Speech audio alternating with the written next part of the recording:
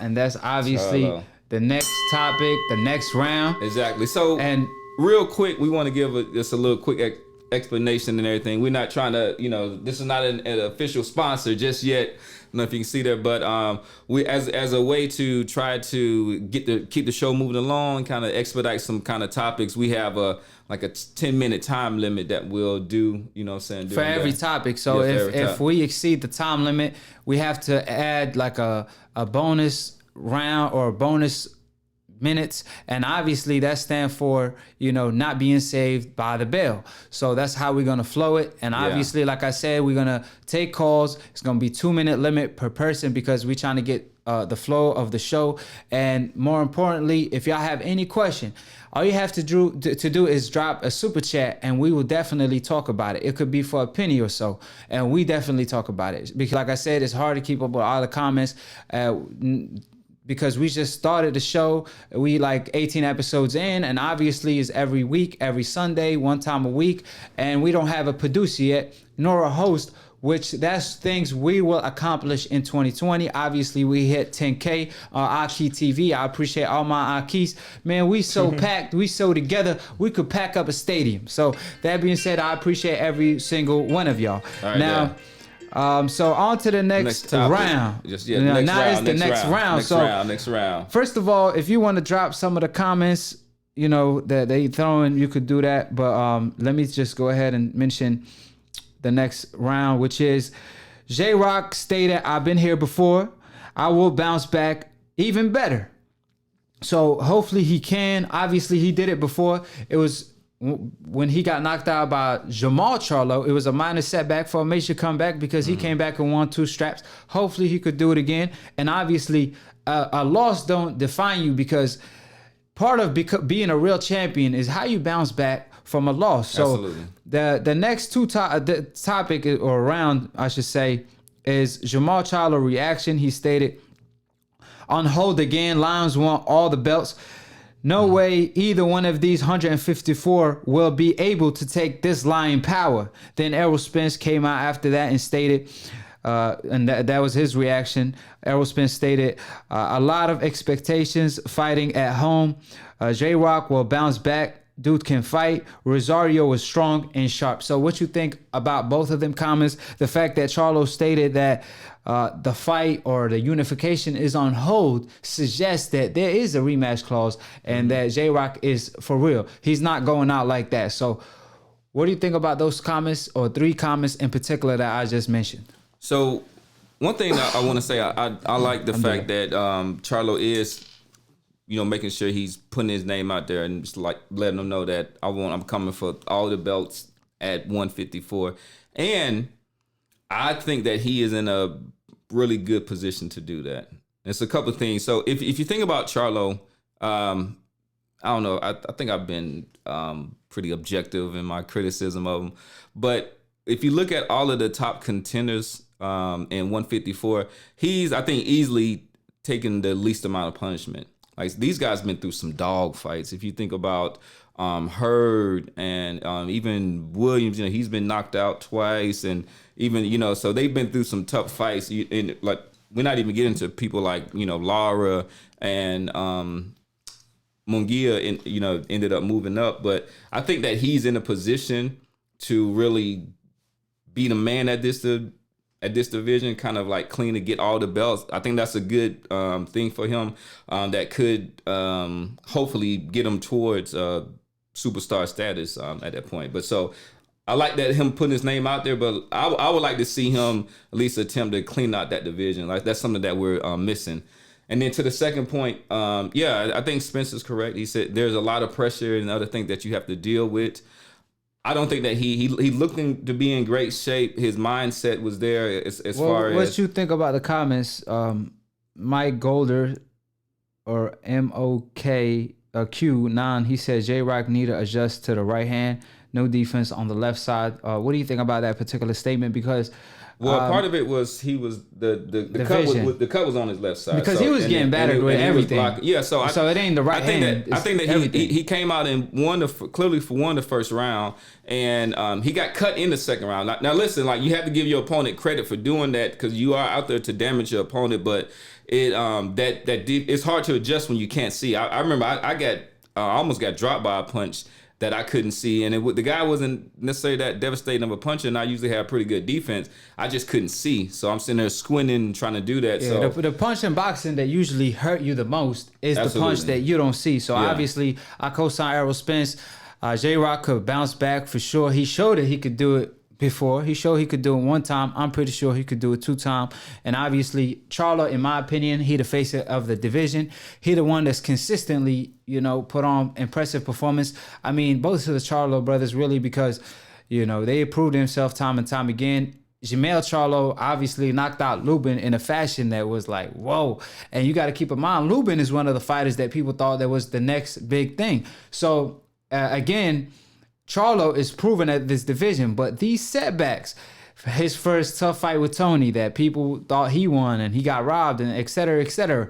Now, the Herd, he was supposed to fight Herd for a mega fight and he got upset by J-Rock. He was supposed to fight Lero at one point. Now, he was supposed to fight J-Rock and he got upset. So, it's almost like a monster that shows up every season, like I said. And it's tough. It shows you how difficult it is to have 10 title defenses like Wilder does or like any other fighter. I don't know if any other fighter has 10 title defenses at the moment, but other than Wilder. So it shows that it's tough because we see AJ get upset by Ruiz, his Buster Douglas moment. And now we see Rosario do the same thing to J-Rock at 30-1 underdog. I know a lot of people wish they put a house on it because they flipped it. They would have flipped it to 30 houses. You know what I mean? We could have built an empire betting on that fight, right? No, but I would not bet. I usually don't even gamble. I'm really kind of, but with 30-1 odds, man, that was crazy. And let me say one more thing, which is just slipped out of my mind.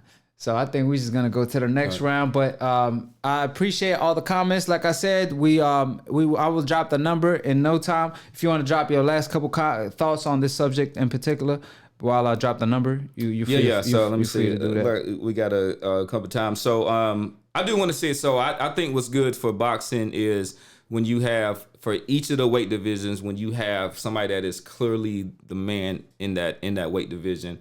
And the difference between the model that UFC had, there was a big UFC fight this weekend, is that they have the best fight the best. It's kind of a monopoly in the sense that they're the promoter and they're the actual organization that gives the belts. That's how it's supposed to be because they could structure it in a tournament way, in an NFL way, in an NBA where you could have like a Super Bowl. I mean, boxing would be the biggest sport. I think that's true. I think sanctioning bodies, they do. It's something that I'm used to seeing these belts, so it's nostalgic. But these sanctioning bodies like IBO, like WBA, like these are the things that are hurting boxing. Well, and also the fact that we don't have one strap. The fact that we don't have one strap. The fact that we don't just have one strap. And the promoters. They want their sanctioning fees. They want this. Like everybody else is trying to do that, but we need that one champion. It's a combination of network, promotion, belts. It's just too many things in the sport of boxing.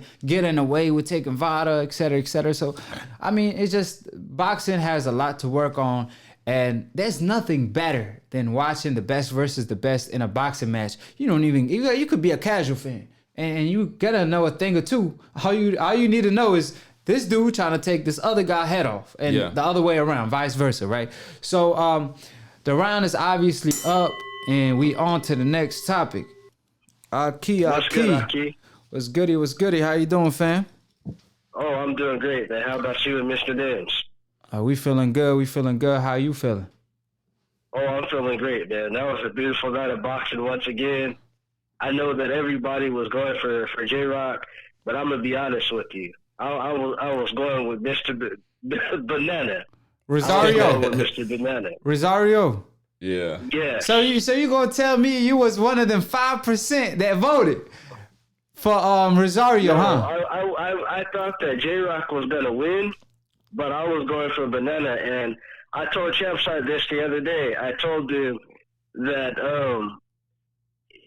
Rosario has a puncher's chance. If he could hit him, if he was able to connect, I said I think that he would win. But if J-Rock was going to box him, then I thought that J-Rock was going to win. So but now looking at the fight, and how everything went, J-Rock proved me right. And people, I know I'm gonna hit some nerves with this, but I think that people overhyped Julian J-Rock Williams. I think that Julian J-Rock Williams is a good fighter, but I don't think he's a great fighter, and I'm gonna tell you why. For one, whenever you watch him throw a punch, he always throws with the same speed. He never switches up the pace of his punches. That's a problem in boxing, because then somebody's going to be able to pick up and read where you're coming from. They're going to be able to time you. Like how if he was to fight somebody like Teofimo Lopez, he would get caught doing that. Now, two, another thing that I've seen wrong with how he fights, either he's on offense or he's on defense. You can't do that in boxing. You got to be able to throw a punch, and you got to be able to react. His reaction is terrible. So he has shaky defense already, and even when he was doing good technical punches and he was landing on Rosario was able to take a punch. So he's like, all right, you're open under your body. Bam, hit him with a right hook. Oh, you're up over here up top, hit him with a straight left. And it just kept on happening. So that's it. All right, yeah, yes, hey, sir, hey, caller, yes, yeah, yeah, definitely listen. And just to let you know, drop your prediction for the rematch. You still sticking with your boy Rosario? Banana! Hey, real quick, give us your name. No, they already go. Yeah, he a regular caller though. He a regular caller. Yeah, that's my boy. That's what I'm saying. Still state his name. Yeah, he dipped quick after he heard the bell. Yeah, he was like, man, that's it. He was like, but I appreciate you for calling in. You can always call at every topic. We're gonna take a call, but you know, just to get back in track, because I got off track a little bit. Obviously, you know, as far as him saying that J-Rock, he had a lot of great points. He brought up a lot of great points, but I think J-Rock is a veteran, and that was shocking to me. I'll be honest. He's a good fighter, but he's more than a good fighter. He's a veteran. I mean, he like a Hopkins in there. He very schooled. That's what I mean when I say he's a Hopkins in there. So that shocked me. It took me by surprise. I'm not gonna front. So